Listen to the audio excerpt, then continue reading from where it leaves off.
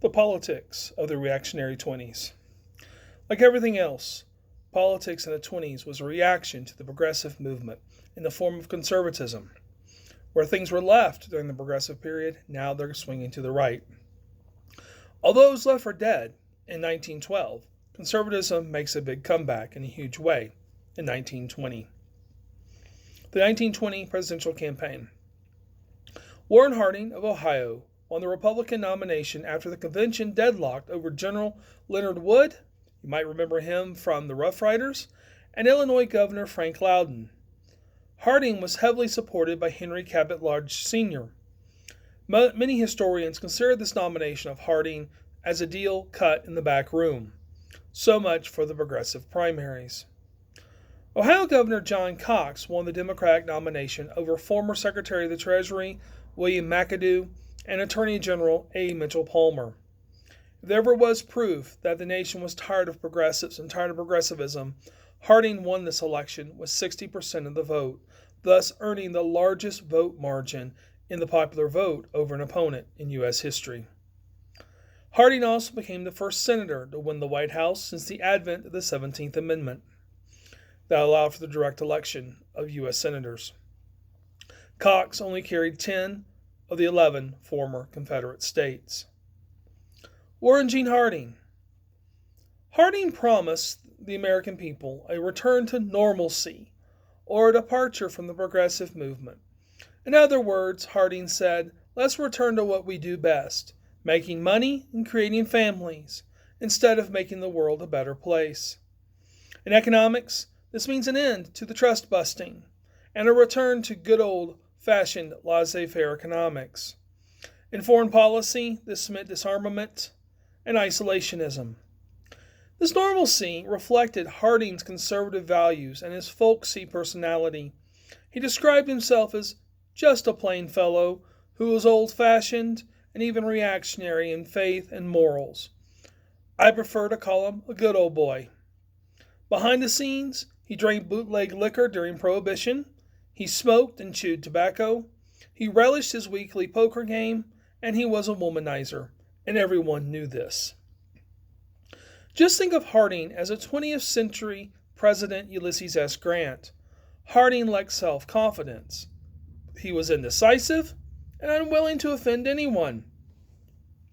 Harding mixed his campaign opponents with some of the best minds of the party.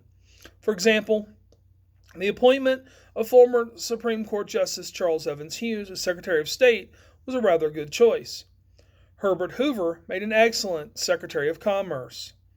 But on the other hand, other cabinet members were simply cronies.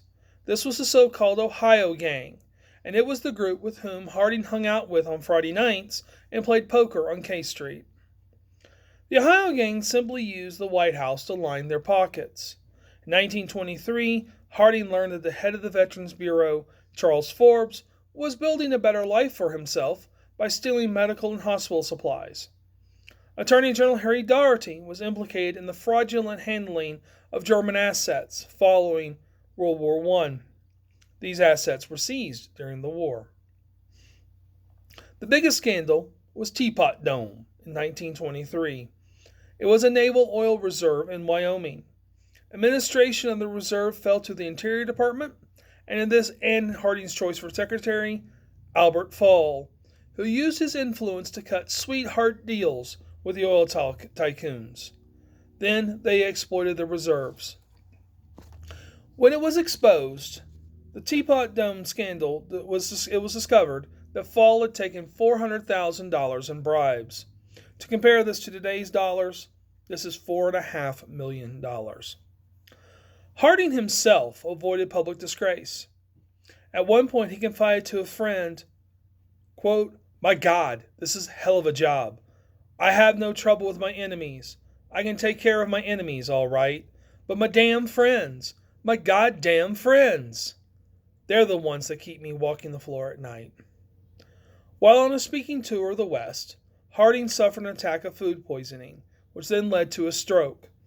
Harding died in San Francisco on August 2, 1923, thus becoming the fourth president elected in a year that ended in zero to die in office. And there will be two more. Calvin Coolidge was visiting his father in the isolated mountain village of Plymouth, Vermont, which was his birthplace, when he heard the news of Harding's death. On the morning of August 3, 1923, Colonel John Coolidge administered the oath of office to his son. Coolidge brought to the White House a provincial background. Charles Darrow called him the greatest man to ever come out of Plymouth, Vermont. He said that sarcastically. Alice Roosevelt Longworth, T.R.'s oldest daughter, described Coolidge as a man who looks as if he had been weaned on a pickle. Coolidge also brought a demeanor to the presidency that should evoke memories of Rutherford B. Hayes or Benjamin Harrison. Like these men, Coolidge believed in deferring power back to Congress. T.R. must have been spinning in his grave at this point. Nicknamed Silent Cal, Coolidge was simple and direct, a man of strong principles and few words. As governor of Massachusetts, he once spoke a four-sentence inaugural address. Another story. At a White House dinner, journalist Dorothy Parker made a bet that she could get Silent Cal to say more than two words all evening. She tried and she tried all evening to no avail. Finally, in a last bid to win, Parker spilled the beans to the president.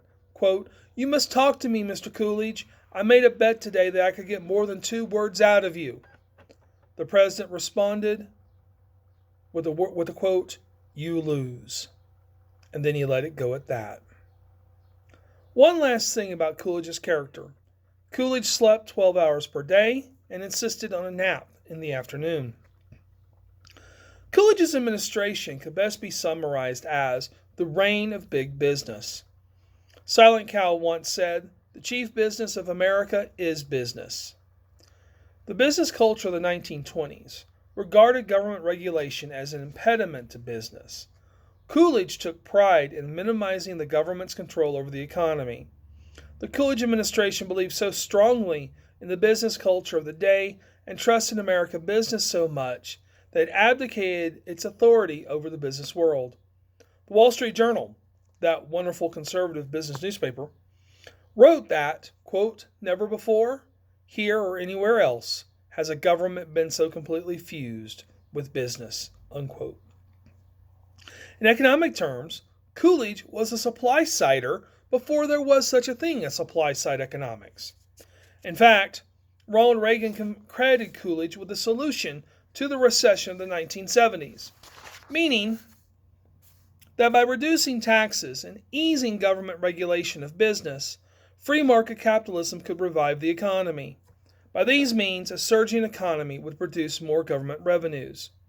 In fact, Reagan so admired Coolidge that he had a portrait of Coolidge placed in the White House cabinet room. Coolidge's government benefited the wealthy. His Secretary of the Treasury, Andrew Mellon, lowered the maximum tax rate on personal income from 65% to 30%. The Revenue Act of 1926 extended further benefits to the high-income groups by lowering state estate taxes and repealing the gift tax. The tax money released to the wealthy fueled a speculative excess of the decade. Now keep in mind that Andrew Mellon was the third richest man in the country at the time, just after John D. Rockefeller and Henry Ford. Mellon would serve as Secretary of the Treasury until 1932. 1924 campaign. The campaign of 1924 was the first to feature the issue of prohibition, or, more precisely, the repeal of it. Candidates divided themselves along the lines of dry, which meant they supported this 18th Amendment, and wet, which meant they supported the repeal of the amendment. As we're about to see, it is not simply a matter of whether or not they wanted to take a drink. Coolidge was a shoo-in for the GOP nomination in 1924. He managed to separate himself from the scandals of the Harding administration and also gained the respect of the public through his austere, conservative lifestyle. His main slogan, "Keep cool and keep Coolidge."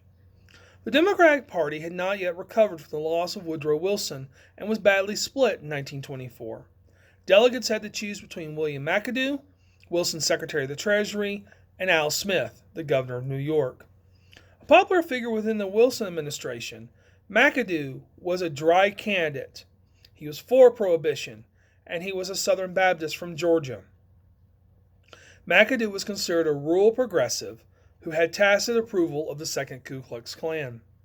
Smith was governor of New York, was Roman Catholic, and was wet, meaning that he supported the repeal of Prohibition. The candidates were such polar opposites from each other that the convention lasted over 2 weeks and took 103 ballots to get a winner. Comedian Will Rogers joked at the time that New York City had invited delegates to come visit, but not to live there. The Democrats wound up with a dark horse compromise candidate, John W. Davis of West Virginia. He was dry. And then there was a third-party candidate, Robert La Follette. You might remember him from the Progressive era. He tried to revive the progressive movement with the Progressive Party of 1924. He supported taxation on the wealthy and the right of factory workers to collectively bargain with management. He only carried his home state. Coolidge had already been president for 2.5 years when he was elected in his own right in 1924. He continued the policies he had already set. The real winner in this election was conservatism, much quite different from the election in 1912 when progressives reigned. And this is the significance of the 1924 campaign. Conservatism has returned. 4 years later, in 1928, although Coolidge had only been elected president once, he decided not to run for re-election. Perhaps he needed a long winter's nap. Taking Coolidge's place as the Republican candidate was Herbert Hoover, Coolidge's Secretary of Commerce. Hoover was popular and well known as an organizer and a humanitarian. Coolidge did not care for him and nicknamed him Wonder Boy. Character dominated over issues during this campaign. Sensing that 1928 was not going to be their year, Democratic Party heavyweights bowed out, leaving Al Smith. Smith suffered because he was Catholic. You might remember the nativist from the lecture. And he was also wet. The Democratic National Convention was held in Houston, making it the first national convention to be held in a southern state since before the Civil War. Many thought that holding the convention in the South would reconcile Protestant, dry Southern Democrats to the Roman Catholic, wet Smith. But in fact, it did the opposite, as many Democrats sided with Hoover. Hoover said he was dry, but he was known for enjoying a drink on international soil at the Belgian embassy in Washington. The story: Hoover had run relief efforts for Belgium during World War I, and the Belgians were so grateful for this that they gave him a bottomless tab at the embassy bar. The results of the election: Hoover 21 million votes, Smith 15 million votes. Herbert Hoover, probably one of the most qualified men ever to be president of the United States. He was a Quaker from West Branch, Iowa. He was graduated from Stanford University and was a mining engineer by trade. When World War I broke out, Hoover was in the UK. With 9 engineering friends, Hoover loaned desperate and penniless travelers $1.4 million to get home. All but $400 was repaid. This incident highlighted Hoover's belief in self-help and charity. During the war, Hoover was responsible for leading the relief efforts in neutral Belgium that was caught between the Germans to the east and the British naval blockade to the west. When the U.S. entered the war, Hoover led the Food Administration. Although he was anti-communist, Hoover spearheaded efforts to relieve a famine in Soviet Russia in 1921 through the American Relief Association. In 1927, he led relief efforts to those affected by the flooding of the Mississippi River. For this, he'd won much praise at the time. Recent research has shown that Hoover did nothing to stop Jim Crow from deciding who received most of the relief. Hoover also wrote a book on his favorite pastime, fishing for fun and to wash your soul. As inaugural address, Hoover said, "I have no fears for the future of our country. It is bright with hope." Yet, 8 months into Hoover's presidency, the stock market crashed, sending the nation into the Great Depression. Thank you for watching this video on the politics of the reactionary 20s, and as always, may the force be with you.